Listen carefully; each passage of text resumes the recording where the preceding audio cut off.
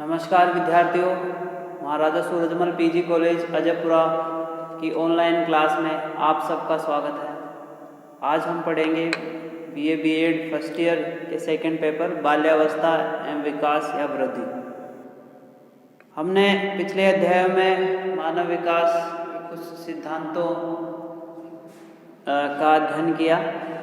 उसी क्रम में आज हमारा टॉपिक है कोलबर्ग का नैतिक विकास का सिद्धांत। जिस प्रकार से अन्य सिद्धांत संज्ञानात्मक,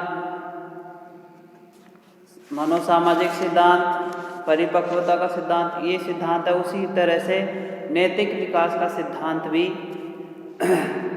हमारे अध्याय में हम अध्ययन करेंगे।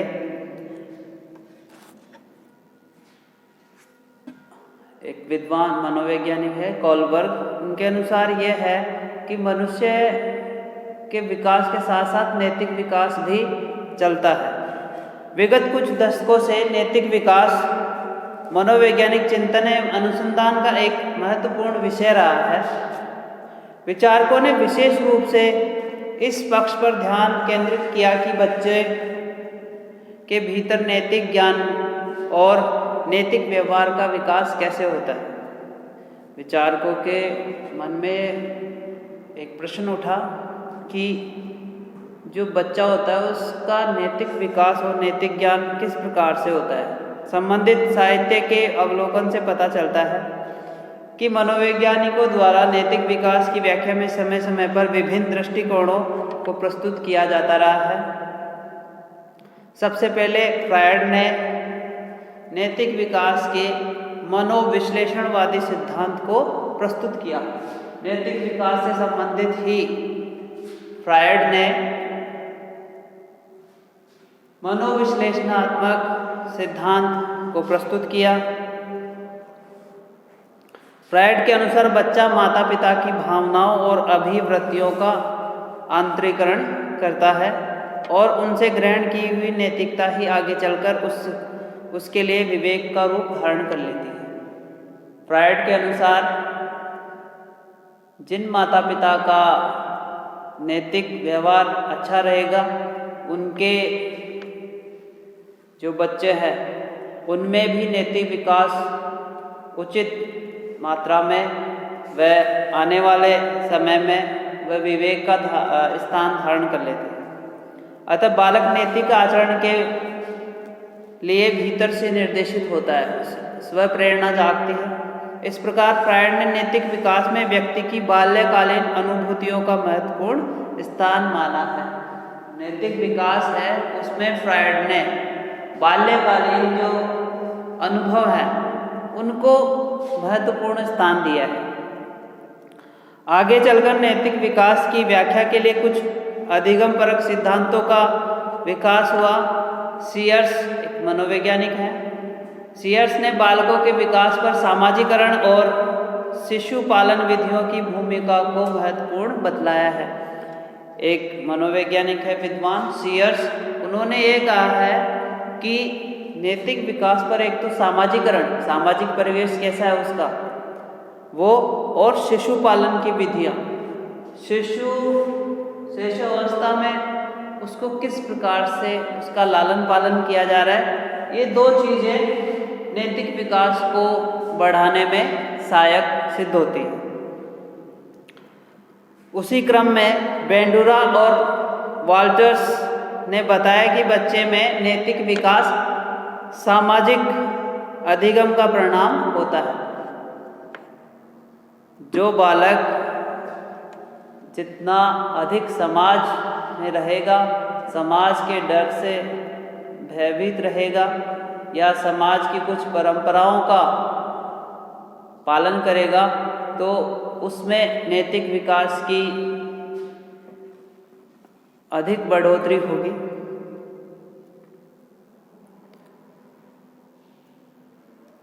बच्चा अपने परिवेश में नित्य नमूनों के व्यवहार का अनुकरण, नैतिक आचरण ग्रहण करता है।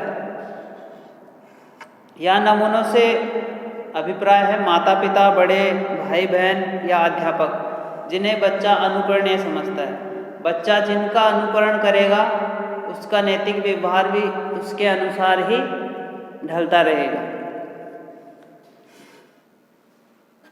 स्किनर ने अधिगम पर प्रबलन का प्रभाव प्रदर्शित करते हुए बतलाया कि नैतिक व्यवहार का विकास दंड एवं पुरस्कार पर निर्भर करता है।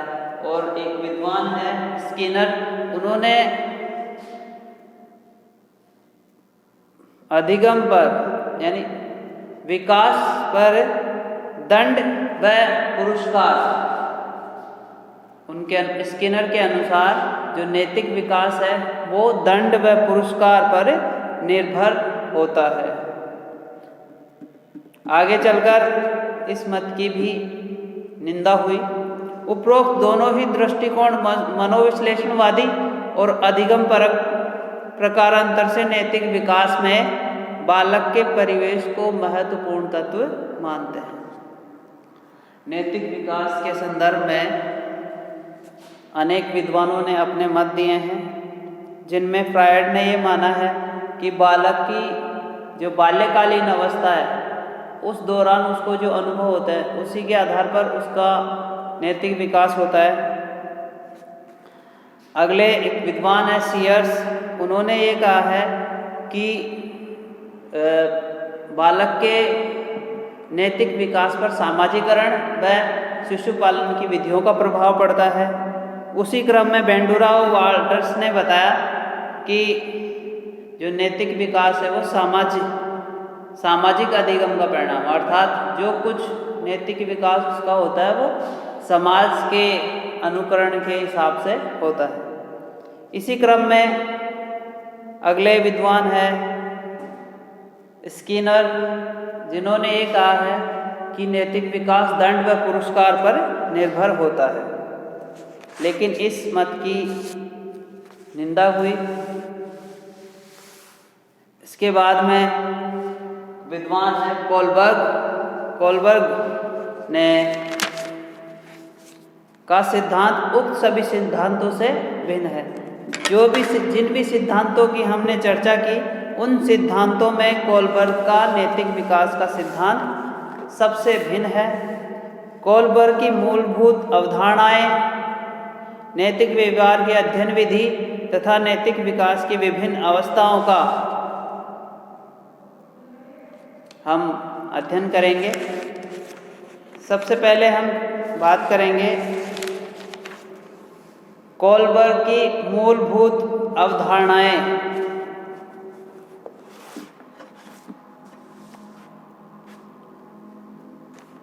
लॉरेंस कोलबर्ग की अवधारणा है कि बालक नैतिक विकास के स्वरूप को समझने के लिए उसके तर्क और चिंतन के स्वरूप का विश्लेषण करना आवश्यक है। बालक के नैतिक विकास को समझने के लिए नैतिक विकास के स्वरूप को समझने के लिए उसके तर्क, बालक जो तर्क कर रहा है, और चिंतन के स्वरूप का विश्लेषण करना। अब इन्होंने जो परिभाषाएं दी थी, इनसे पूर्व जो विद्वान थे उनसे अलग ही इनकी अवधारणा है। इनका मानना है कि बालक का तर्क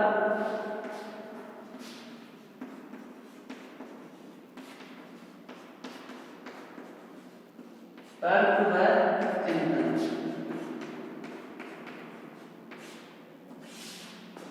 बालक का तर्क व चिंतन बालक के नैतिक विकास को प्रदर्शित करता है, और इन बालक के नैतिक विकास का पता लगाने के लिए तर्क व चिंतन का विश्लेषण करना आवश्यक हो जाता है। बालक द्वारा प्रदर्शित प्रतिक्रियाओं के आधार पर उसकी नैतिकता का सही अनुमान नहीं लगाया जा सकता। अधिकांश परिस्थितियों में बालक दंड के भय या पुरस्कार के प्रलोभन से अच्छा व्यवहार करने लग जाते हैं। तो हम ये कह सकते हैं कि उनके जो प्रतिक्रिया है उनके माध्यम से हम उनके नैतिक विकास का आकलन नहीं कर सकते। जिस प्रकार से कहा जाता है कि करनी और कथनी में अंतर, हाथी के दांत खाने के और दिखाने के और, वो पुष्टि इस बात की पुष्टि करती है कि व्यक्ति समय देखकर या समयानुकूल बातें करता है। तो इस प्रकार से उसकी प्रतिक्रियाओं के माध्यम से उसका नैतिक विकास नहीं देखा जा सकता। नैतिक चिंतन या नैतिक निर्णय के लिए अधिगमपरक सिद्धांतवादियों के विपरीत कोलबर्ग ने बालक को किसी धर्म संकट या कश्मकश की स्थिति में रखकर यह देखा कि वह बालक उस परिस्थिति में कैसा सोचता है, किस तर्क के आधार पर उचित व्यवहार के निर्णय लेता है। नैतिक विकास का सिद्धांत प्रस्तुत करते समय कोलबर्ग ने विपरीत या धर्म संकट वाली स्थितियां रखी और उनमें बालकों को रखा और उनके चिंतन और तर्क का पता लगाया, क्योंकि किसी पर्यावरण के तत्व के कारण नहीं बल्कि स्वयं बालक की अपनी तर्क शक्ति के कारण होता है। कोलबर्ग ने ये पता लगाया कि जो बालक है वो जब धर्म संकट में होगा उसी के आधार पर वो अपने तर्क और चिंतन प्रस्तुत करेगा। कोलबर्ग की नैतिक विकास सिद्धांत पियाजे के सिद्धांत की ही भांति अवस्था सिद्धांत भी कहा जाता है। जिस प्रकार से हमने जिन पियाजे का संज्ञानात्मक विकास में अवस्था सिद्धांत भी कहा जाता है उसको, उसी प्रकार कोलबर्ग के नैतिक विकास सिद्धांत को अवस्था सिद्धांत भी कहा जाता है।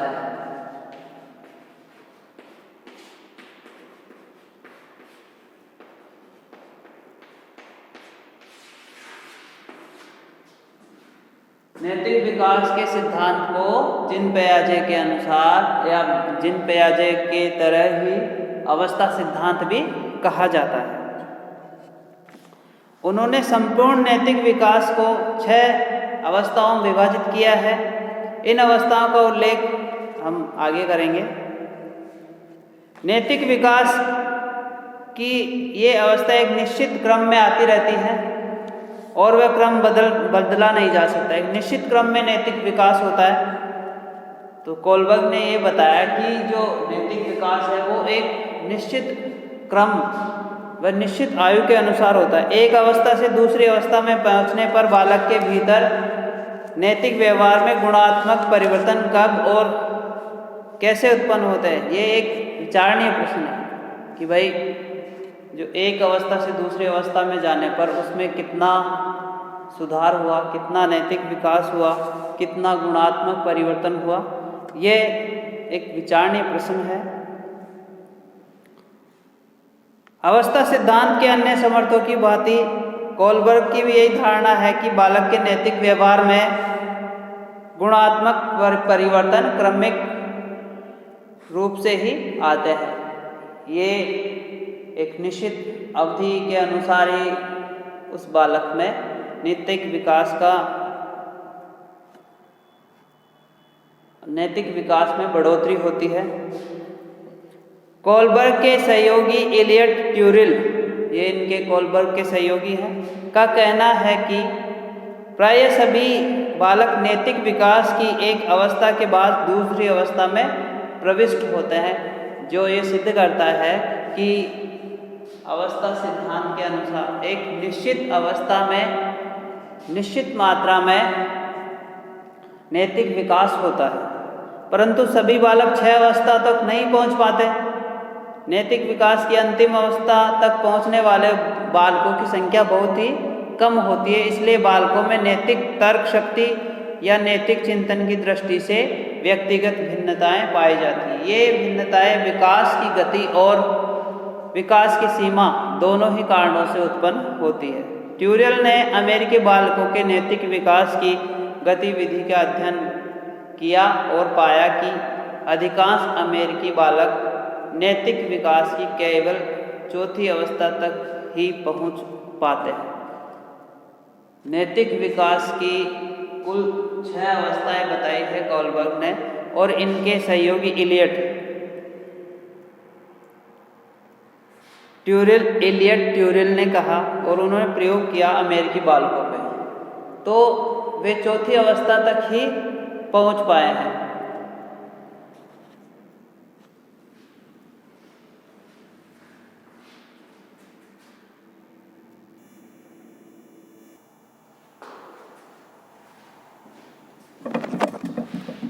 कोलबर्ग के नैतिक विकास सिद्धांत की विधि।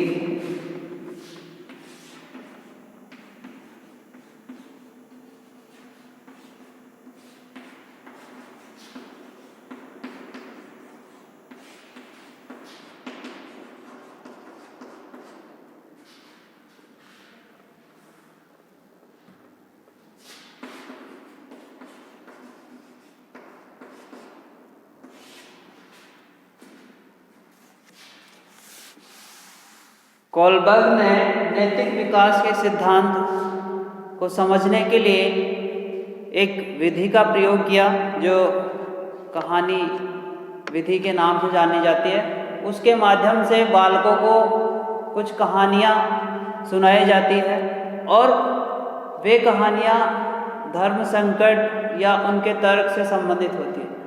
ऐसी परिस्थितियाँ होती है जिनसे बच्चा तर्क कर सके या उसकी चिंतन प्रवृत्ति का विकास हो।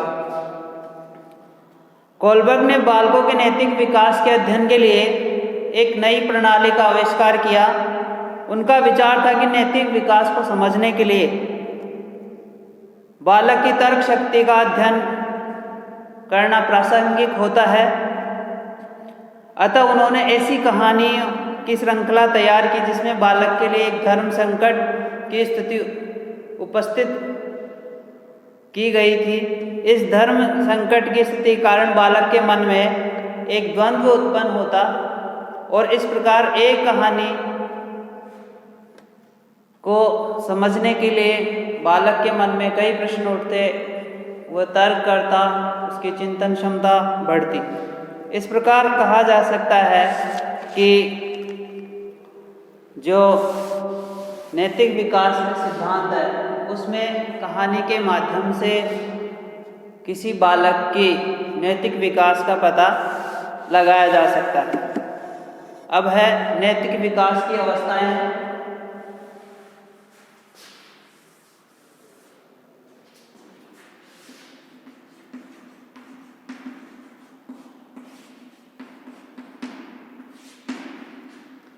कोलबर्ग ने नैतिक विकास की 6 अवस्थाएं बताई हैं। पहला है आज्ञा व दंड की अवस्था। आज्ञा व दंड की अवस्था। दूसरा है अहंकार की अवस्था।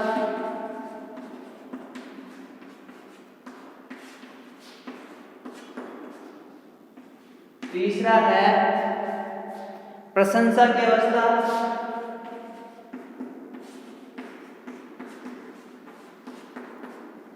प्रशंसा की अवस्था। चौथा है सामाजिक व्यवस्था के प्रति सम्मान की अवस्था।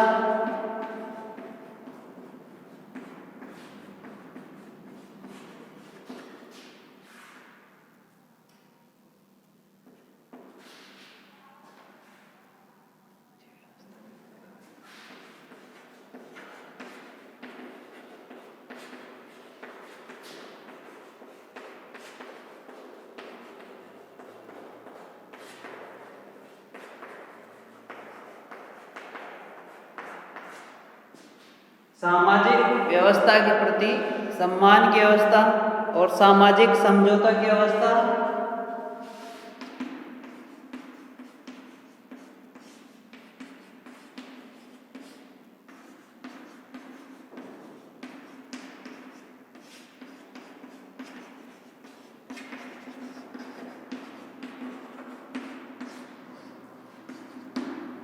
और अंतिम व छठी अवस्था है विवेक अवस्था।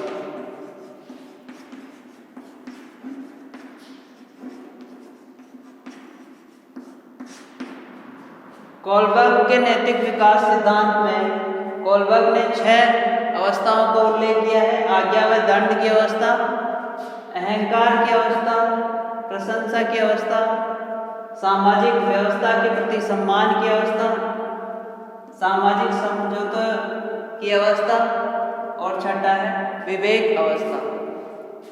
इन 6 नैतिक विकास की अवस्थाओं का उल्लेख हम अगले अध्याय में करेंगे।